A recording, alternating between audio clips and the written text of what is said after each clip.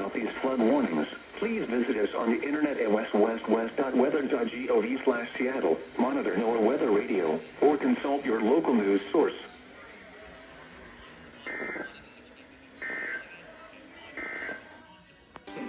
There's a lot more. They're everywhere. But there's a myth out there that,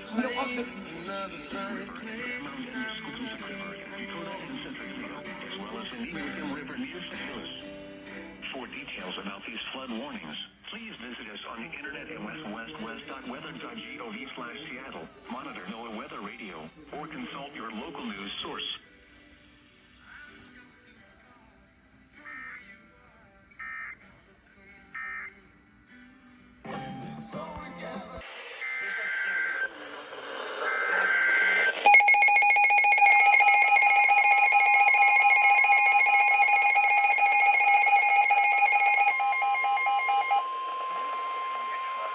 Avalanche warning is in effect for 310 feet in the west and EAS flow from the Canadian border down to the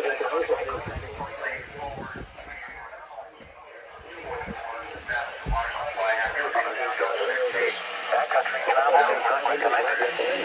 For more complete avalanche information, please visit the website NOAA.net.